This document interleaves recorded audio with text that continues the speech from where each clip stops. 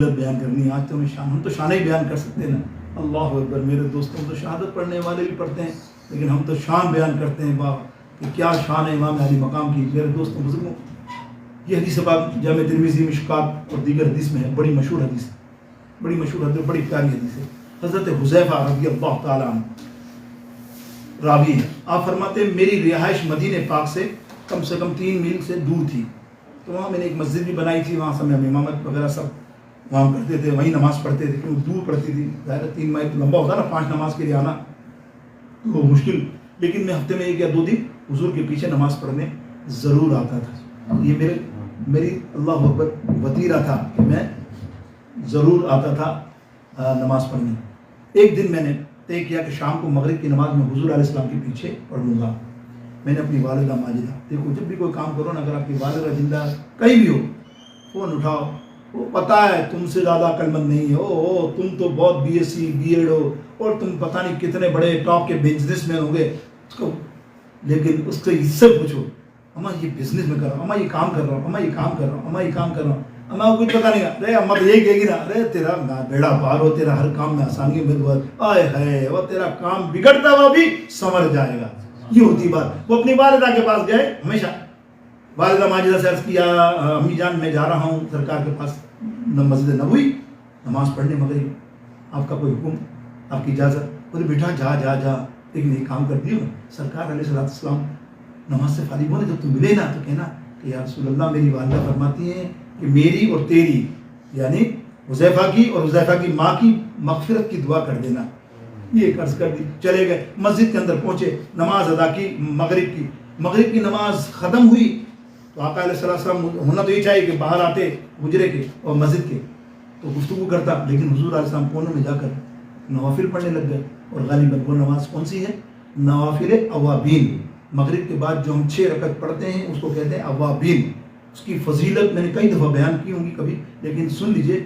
اللہ اکبر. آقا علیہ السلام فرماتے ہیں جو اوابین پڑھتا ہے کبھی اس کو محتاجی نہیں آئے گی, اس کی روزی میں کبھی محتاجی نہیں آئے گی.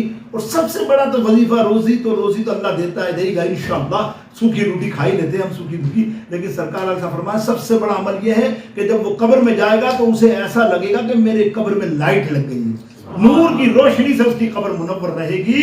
یہ اوابین پڑھنے والوں کا طریقہ ہے, حضور علیہ السلام کی سنت. اب اوابین پڑھ کر فارغ ہوئے, ظاہر 6 رکعت تھی تو حضور علیہ السلام کا پڑھنا پھر تو عشاء کی نماز نزدیک ہو گئی. حضور بیٹھے رہے, اب میں بھی بیٹھا رہا.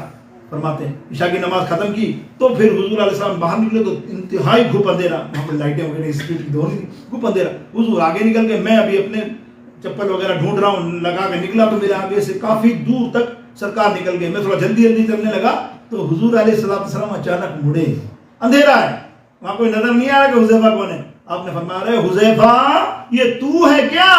سرکار علیہ السلام نے پوچھا اندھیرے میں کوئی نہیں. کہہ رہے یا رسول اللہ خدا کی قسم میں ہی ہوں. بولے ارے جا, اللہ تیری اور تیری ماں کی مغفرت کر دے.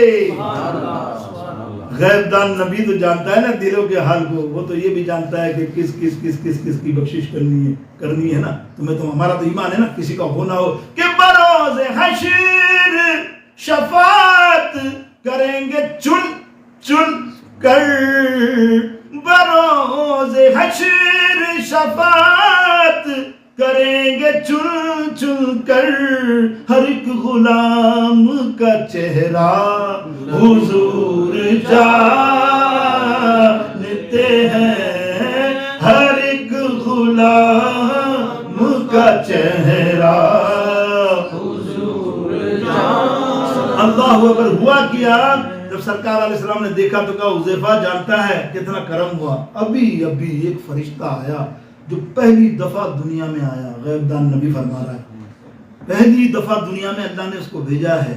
وہ بڑی منتیں کرتا تھا, یار سرکار کے پاس سلام کرنے جانا, یا اللہ مجھے اجازت دو. آج اس کو اجازت دی اور ایک تحفہ دے کر بھیجا کہ جب تو جائے رہا ہے پہلی دفعہ میرے حبیب کے پاس تو تحفہ بھی لے جا, یہ تحفہ دے کے میرے حبیب کو دے دینا. وہ پہلی دفعہ آیا. جملہ آپ نے سن لیا نا, کیسا مزہ لگا آپ کو؟ پہلی دفعہ آنا نہیں سمجھے. اے ہائے, تمہیں پتا ہے فرشتے کتنے ہیں؟ ہر آدمی پر 2 ہیں فی الحال, ہے نا. اربوں جبریل جب نہا کر نکلتے ہیں نا تو ان کے پروں کے جو وہ ذرے نکلتے ہیں ان سے فرشتے پیدا ہوتے ہیں.